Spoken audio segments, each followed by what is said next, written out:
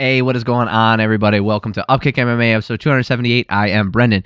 All right, UFC 289, Nunes versus Aldana prelims, right? There's going to be Nassourdine, Imavov versus Chris Curtis and the rest of the prelims here. We're going to break down each fight round by round. Real quick before we get started, subscribe to the channel if you like this kind of stuff. That way you know the next video is coming out. I do 2 or 3 videos every single week breaking down fights.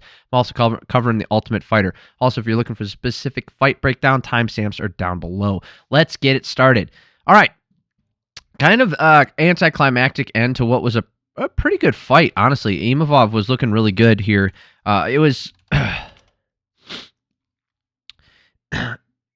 it's unfortunate the way that Chris Curtis just can't catch a break.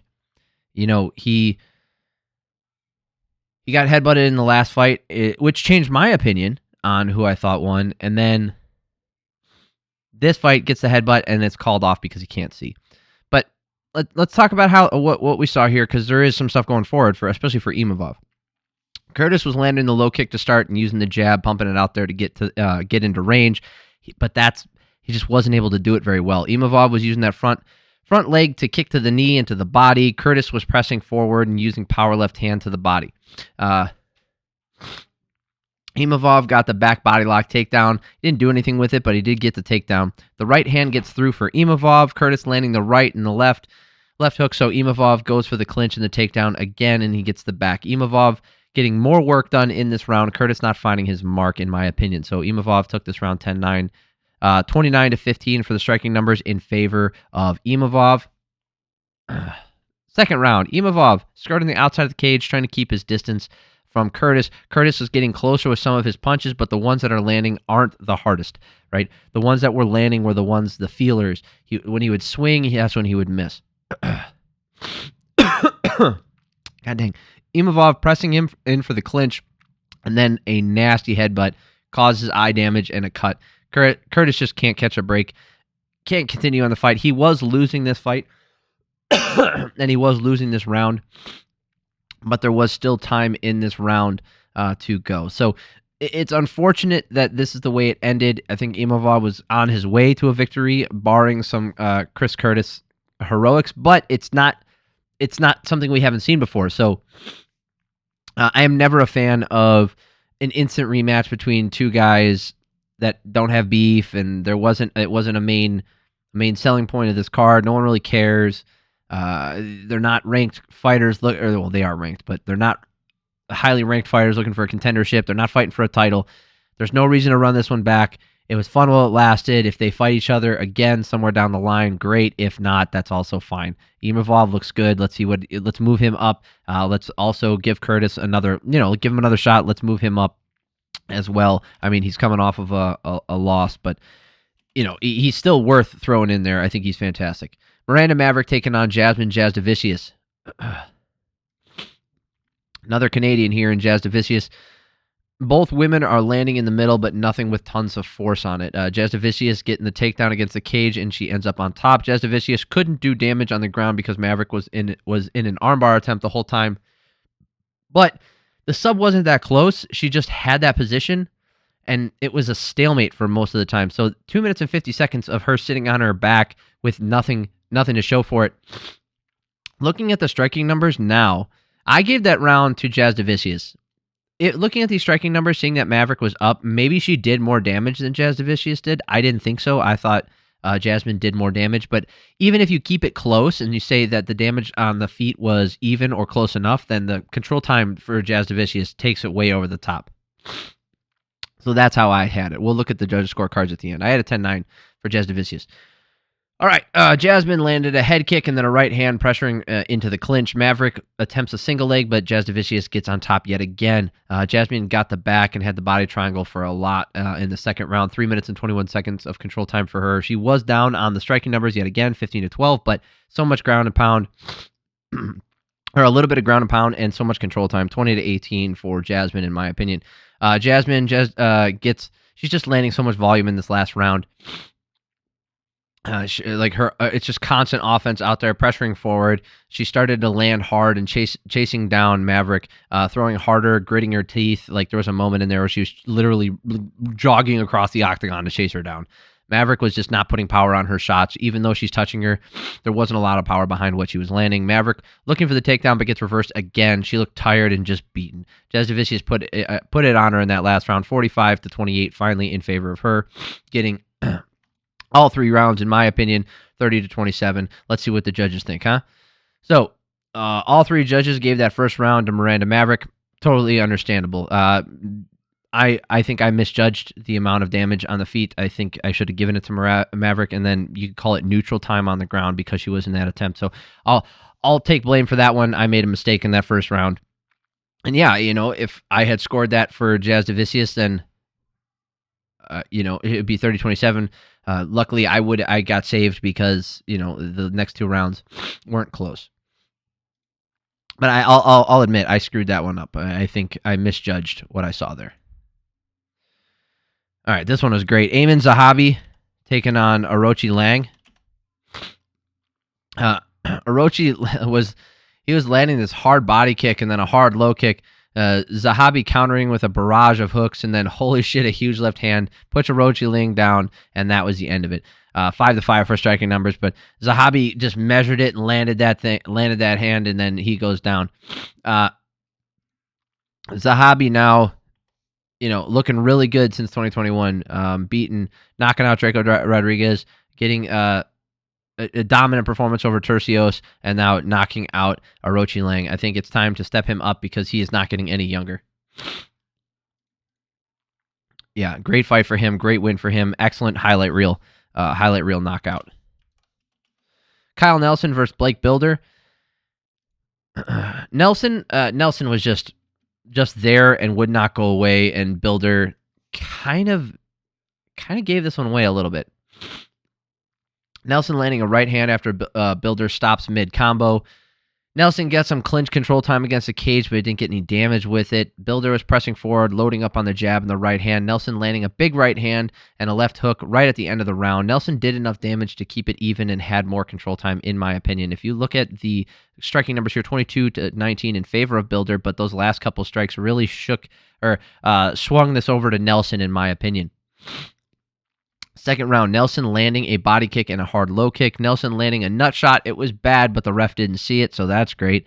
The variety from Nelson is what's keeping him out in front and staying constant with the jab. Nelson did way more damage again. 19-12 in favor of Nelson. 20-18 is how I had it. Clinch heavy third round with Nelson getting the better of it. Nelson landing hard to the body with the hook. Bilder's chasing him down, but he's just not able to stop him. And the right hand from Bilder finally lands and rocks Nelson a little bit, but it wasn't enough. Bilder is out there taunting, but he got outlanded and tagged quite a few times in this fight. 30-27 to Nelson, in my opinion. 21-11 for the striking numbers here. Judges' scorecards. Jaron Valal, who also reffed, Mike Bell, give it 30-27, and then Jason Dara gave the last round to Blake Bilder. That's not good. That's not a good one. Jason Dara, no. Bad job. Bad call, man. I don't know what you saw in that last round. He got outstruck by 10 strikes, outdamaged, everything about it. There was nothing that he landed that rocked him. That's a bad call. We don't need to harp on it. We don't need to make more of it than what it is, but bad. David Dvorak taking on Steve Erceg. This fight was good. This fight was really good. Dvorak was using the low kicks to slow Erceg down as he skirts the outside of the cage. Big left hand landing for Erceg at the end of a combination. Nice right hand from Dvorak, forcing Erceg back a bit.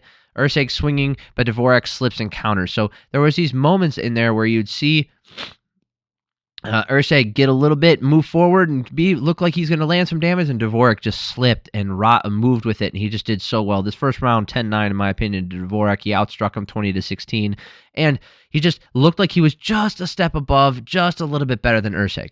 Second round here, looks like a continuation of the first. Erceg was falling behind on the strikes. He's pressuring fine, but Dvorak is dodging most of the shots. Huge right hand from Erceg, and Dvorak is retreating.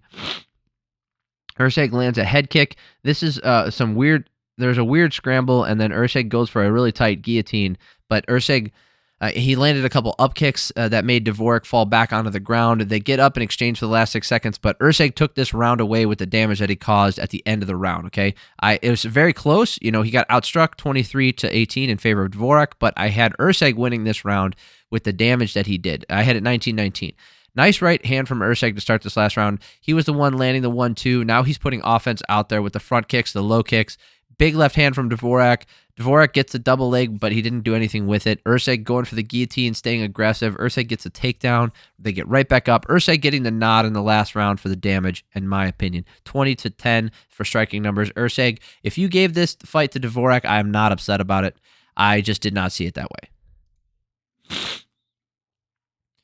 So, Jaron Valal gave all 3 rounds to Erceg.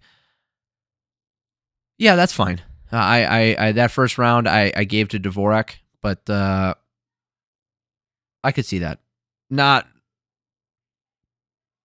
It felt like the damage, like I said, was in favor of Dvorak, but hey, that wasn't bad. Again, no consensus on that one either. Weird, huh? All right. Diana Belbita versus Maria Oliveira. Spider Girl. Oliveira was slipping the right hand of Belbita and countering early. She was looking really well. Belbita was staying with her head really low, throwing combos out there, ending with a low kick, right? She's, looking through her eyebrows, like keeping her chin tucked. Oliveira ended up pushing her down, ends up on top, but Oliveira goes for the leg attack, and Belbita just gets on top, and she's actually landing damage. When she got on top, she was landing damage, whereas Oliveira, when she was on top, she was just looking for positional control.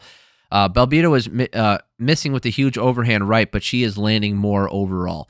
And you could see it out there, 41-28. Oh, good grief. Forgot to pull that up for you guys. 41-28 for striking numbers in favor of Belbita. She landed a hard left hook that stopped Oliveira in her tracks to end the round as well. 10-9, easy for her. Second round here, nice right hand from Belbita with the leg kick follow-up, but Oliveira got the takedown. Belbita is damaging in every range. When she's on her back, she's landing elbows. When she's in the clinch, she's landing knees, lots of knees. When when her back is to the cage, she's landing a ton of knees. She's landing uppercuts. Belbita got the body lock takedown and threw a couple elbows in this round as well. 22-7, not even close. 20-18, I had her up. Belbita coming out hard again, landing the left hook and the right hand. Belbita landing the jab at will. Oliveira desperate for the takedown, but she didn't do anything with it in the first 2 rounds, so what good would it be for her in this round? Oliveira spamming knees at range. They are doing nothing. Sloppy end to the fight. Belbita should be up 30-27. 43-29 for striking numbers there. And Chris Lee again. Fuck, man. Jaron Valal and Jason Dara gave it 30-27 Belbita, right? Obviously, all 3 rounds. But then Chris Lee gives the last round to Oliveira. What were you watching, bro? What were you watching? What did you think Oliveira landed? That's bad, man. And Chris Lee sucks. Y'all want to give shit to Saul D'Amato because he had one bad card. And even then, that card last week wasn't that bad. Given the first round to, what's his name? Albazi. Giving that first round to Albazi is not horrendous. I don't agree with it, but it's not horrendous. Chris Lee giving the 4th fucking round to Albazi and like shit like this, right? Given this 3rd round, right here. Given this 3rd round to Oliveira, when it was virtually identical to the first round, as far as damage goes and striking numbers. What were you watching, dude? It's like this guy. It's like he wants it to be closer than it is, so he gives more credit to things that he sees from the losing fighter. And then that fucks the entire card up, or it can fuck his entire card up, especially you give him 5 rounds to fucking think like that. Remember, because he gave the first round to Kai Kara France last week, and then 3 rounds in a row to Albazi. I don't know what his deal is. I really don't. Chris Lee's bad. I mean, I've seen it before in the past with him, but I don't know if he's got something going on in his personal life. I don't, that's none of my business. It's none of our business. But if he keeps putting out cards like this, like, something needs to change. Like, this is fucking bad. And again, no one's going to think about it. No one's going to notice it. Last week we did. That's what it takes is, a fuck up on a colossal scale. But even then, it was a fight night. Imagine if it was a pay-per-view for a title and Chris Lee fucks it up. Now we're talking. Now it'll get real attention. Last week, it got a lot more push than I thought it would. But if it was for a title, the UFC would shut it down. They'd be like, fuck that. Like, this doesn't count. We don't care. Like, he doesn't have the belt because the belt they can control. It's not controlled by the commission. The UFC controls who gets the belt.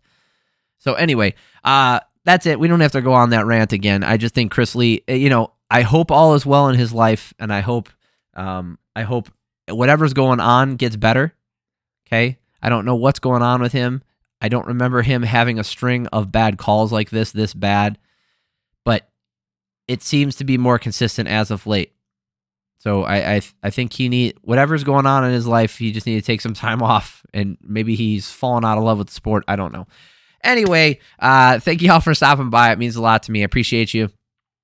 Subscribe to the channel. If you like this kind of stuff, if you like this video, press the like button. I appreciate that too. And, I'll see you guys next week. Or no, not next week. I'll see you guys on Wednesday breaking down The Ultimate Fighter. And that's all. Love y'all. Have a great week.